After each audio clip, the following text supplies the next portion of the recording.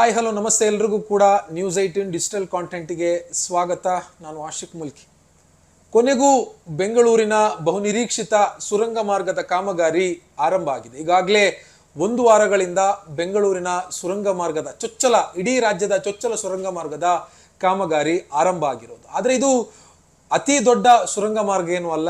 ಇದು ಅತಿ ದೊಡ್ಡ ಸುರಂಗ ಮಾರ್ಗಕ್ಕೂ ಮುಂಚಿತವಾಗಿರುವಂಥ ಬೆಂಗಳೂರಿನ ಮಿನಿ ಸುರಂಗ ಮಾರ್ಗವನ್ನ ಟನಲ್ ಪ್ರಾಜೆಕ್ಟ್ ಅನ್ನ ಇದೀಗ ಬೆಂಗಳೂರು ಡೆವಲಪ್ಮೆಂಟ್ ಅಥಾರಿಟಿ BDA ಕಾಮಗಾರಿಗೆ ಕೈ ಹಾಕಿರುವಂಥದ್ದು. ಸೊ ಹಾಗಿದ್ರೆ ಏನಿದು ಬೆಂಗಳೂರಿನ ಮಿನಿ ಟನಲ್, ಇದರ ಉದ್ದೇಶ ಏನು, ಎಲ್ಲಿ ನಡೀತಾ ಇದೆ ಈ ಪ್ರಾಜೆಕ್ಟ್, ಹೇಗೆ ನಡೀತಾ ಇದೆ, ಎಷ್ಟು ವೆಚ್ಚ ಆಗುತ್ತೆ ಇದಕ್ಕೆ ಅನ್ನೋದರ ಕಂಪ್ಲೀಟ್ ಮಾಹಿತಿಯನ್ನ ಇವತ್ತಿನ ಈ ವಿಡಿಯೋದಲ್ಲಿ ನಾವು ನೋಡ್ತಾ ಹೋಗೋಣ.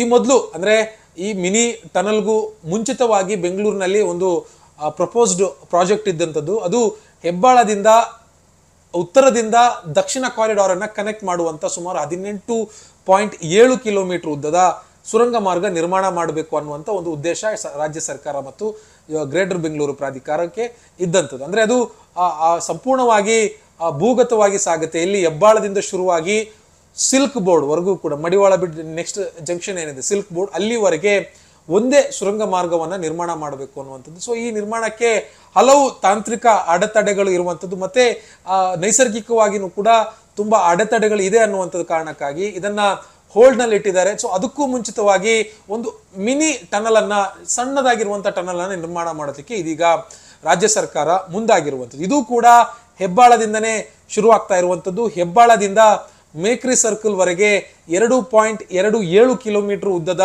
ಈ ಒಂದು ಟನಲ್ನ ಉದ್ದ ಆಗಿರುತ್ತೆ. ಇದಕ್ಕೆ 1130 ಕೋಟಿಯಷ್ಟು ರೂಪಾಯಿ ಹೆಚ್ಚು ಕಮ್ಮಿ BDA ಖರ್ಚು ಮಾಡ್ತಾ ಇದೆ.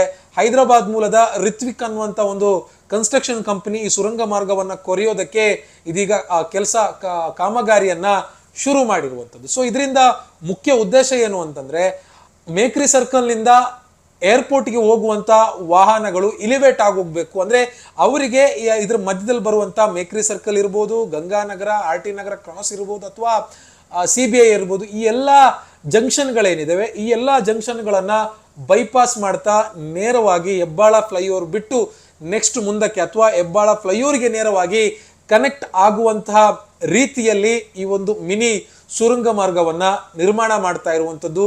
ಇದರಲ್ಲಿ ಏರ್ಪೋರ್ಟ್ಗೆ ಹೋಗುವಂಥವ್ರು ಯಾವುದೇ ಕಾರಣಕ್ಕೂ ಕೂಡ ಅಕ್ಕಪಕ್ಕದಲ್ಲಿರುವಂಥ ಸರ್ವಿಸ್ ರೋಡ್ಗಳನ್ನ ಅಥವಾ ಮೇಲ್ಭಾಗದಲ್ಲಿರುವಂಥ ಸರ್ವಿಸ್ ರೋಡ್ಗಳನ್ನ ಬಳಕೆ ಮಾಡೋ ಅಗತ್ಯ ಇರಲ್ಲ. ಇದು ಈ ಲೊಕ್ಯಾಲಿಟಿಗೆ ಮುಖ್ಯವಾಗಿ ಸಂಜಯ್ ನಗರ, RT ನಗರ, ಗಂಗಾನಗರ ಮತ್ತೆ CBI, ವಿಶ್ವನಾಥ ನಾಗೇನಹಳ್ಳಿ, ಈ ರೀತಿಯ ಈ ಭಾಗಕ್ಕೆ ಹೋಗುವಂತ ಜನರು ಮಾತ್ರ ಈ ಒಂದು ಮಿನಿ ಟನಲ್ನ ಮೇಲ್ಭಾಗದ, ಅಂದ್ರೆ ಈಗ ಇರುವಂತ ರಸ್ತೆಯನ್ನ ಬಳಸಿದ್ರೆ ಸಾಕು. ಉಳಿದಂತೆ ನೀವು ಹೆಬ್ಬಾಳವನ್ನ ದಾಟ್ಕೊಂಡು, ಹೆಬ್ಬಾಳ ಒಂದು ರೈಲ್ವೆ ಟ್ರ್ಯಾಕ್ ಏನಿದೆ, ಸೊ ಆ ರೈಲ್ವೆ ಟ್ರ್ಯಾಕ್ ಅನ್ನ ಅಥವಾ ಆ ಫ್ಲೈಓವರ್ ಅನ್ನ ದಾಟ್ಕೊಂಡು ನೀವು ಆ ಕಡೆ ಕೋಗಿಲು ಕ್ರಾಸ್ಗೆ ಹೋಗ್ತಿದ್ದೀರಿ, ಅಥವಾ ಯಲಹಂಕದ ಕಡೆಗೆ ಹೋಗ್ತಾ ಇದ್ದೀರಿ, ಅಥವಾ ಕೊಡಿಗೇಹಳ್ಳಿ ಗೇಟ್ಗೆ ಹೋಗ್ತಾ ಇದ್ದೀರಿ, ಜಕ್ಕೂರ್ಗೆ ಹೋಗ್ತಾ ಇದ್ದೀರಿ, ಬ್ಯಾಟ್ರಾಯನ್ಪುರಕ್ಕೆ ಹೋಗ್ತಾ ಇದ್ದೀರಿ, ದೇವನಹಳ್ಳಿ ಕಡೆಗೆ ಹೋಗ್ತಾ ಇದ್ದೀರಿ, ಕೆಂಪೇಗೌಡ ಇಂಟರ್ನ್ಯಾಷನಲ್ ಏರ್ಪೋರ್ಟ್ ಕಡೆಗೆ ಹೋಗ್ತಾ ಇದ್ದೀರಿ. ಸೊ ಈ ಎಲ್ಲಾ ಭಾಗಗಳಿಗೆ ಹೋಗುವಂತವರು ಈ ಒಂದು ಟನಲ್ ಅನ್ನ ಬಳಸಿದ್ರೆ ಇಲ್ಲಿ ಟ್ರಾಫಿಕ್ ಕಂಜೆಷನ್ ಅನ್ನ ಹತೋಟಿಗೆ ತರೋದಕ್ಕೆ ಸಾಧ್ಯ ಆಗುತ್ತೆ ಅನ್ನುವಂಥ ಒಂದು ಪ್ಲಾನ್ ಮಾಡಿ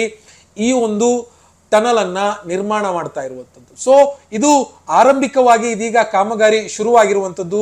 ಈ ಒಂದು ಕಾಮಗಾರಿಯನ್ನ DPR ನಲ್ಲಿ ಉಲ್ಲೇಖ ಮಾಡಿರುವಂಥದ್ದು ಬರೋಬ್ಬರಿ 18 ತಿಂಗಳು ಬೇಕಾಗಬಹುದು ಅನ್ನುವಂಥ ಒಂದು ಅಂಶವನ್ನ ಉಲ್ಲೇಖ ಮಾಡಿದ್ದಾರೆ. ಆದ್ರೆ ನಿಮಗೂ ಗೊತ್ತು, ನಮಗೂ ಗೊತ್ತು, ಯಾವುದೇ ಕಾಮಗಾರಿಗಳು ಕೂಡ ಬೆಂಗಳೂರಿನಲ್ಲಿ ಆನ್ ಟೈಮ್ ಆಗಿ ನಡೆಯಲ್ಲ ಅನ್ನುವಂಥದ್ದು ಜಗಜ್ಜಾಹಿರು ವಿಚಾರ. ಅದೇನು ಸೀಕ್ರೆಟ್ ಅಲ್ಲ, ಓಪನ್ ಸೀಕ್ರೆಟ್. ಸೊ ಹೀಗಾಗಿ ಹೆಚ್ಚು ಕಮ್ಮಿ 1.5 ವರ್ಷ ಅಂತ ಟೈಮ್ ಡೆಡ್ಲೈನ್ ಅವರೇ ಹಾಕೊಂಡಿದ್ರು ಕೂಡ ಒಂದು 3 ರಿಂದ 4 ವರ್ಷ ಆಗಬಹುದು ಈ ಟನಲ್, ಈ ಒಂದು ಸಣ್ಣದಾಗಿರುವಂತಹ ಮಿನಿ ಟನಲ್ ಅನ್ನ ನಿರ್ಮಾಣ ಮಾಡಿ ಮುಗಿಸೋದಕ್ಕೆ. ಆದ್ರೆ 3 ವರ್ಷ ಆದ್ರೂ 4 ವರ್ಷ ಆದ್ರೂ ಈ ಒಂದು ಪ್ರಪೋಸ್ಡ್ ಟನಲ್ ಪ್ರಾಜೆಕ್ಟ್ ಏನಿದೆ, ಸೊ ಇದೇನಾದ್ರೂ ಕಾರ್ಯರೂಪಕ್ಕೆ ಬಂದ್ರೆ ಅಥವಾ ಈ ಕಾಮಗಾರಿ ಬೇಗ ಮುಗಿದ್ರೆ ಇದೊಂದು ಅದ್ಭುತವಾಗಿರುವಂತಹ ಯೋಜನೆ ಅನ್ನೋದ್ರಲ್ಲಿ ಎರಡು ಮಾತಿಲ್ಲ. ಯಾಕೆ ಅಂತಂದ್ರೆ ಈ ಭಾಗದಲ್ಲಿ ಬೆಂಗಳೂರಿನ ಅತ್ಯಂತ ಹೆಚ್ಚು ಟ್ರಾಫಿಕ್ ಆಗುವಂತ ಜಂಕ್ಷನ್ಗಳಲ್ಲಿ ಮೇಕ್ರಿಯಿಂದ ಹೆಬ್ಬಾಳ ಜಂಕ್ಷನ್ ಕೂಡ ಒಂದು. ಸೊ ಮೇಕ್ರಿಯಿಂದ ಹೆಬ್ಬಾಳ ಜಂಕ್ಷನ್ಗೆ ಹೋಗೋದಕ್ಕೆ ಹೆಚ್ಚು ಕಮ್ಮಿ ಪೀಕ್ ಅವರ್ಸ್ ಅಲ್ಲಿ 45 ಮಿನಿಟ್ಸ್ ಬೇಕಾಗುತ್ತೆ. ಆದ್ರೆ ದೂರ ಇರುವಂತದ್ದು ಕೇವಲ 2 ಕಿಲೋಮೀಟರ್.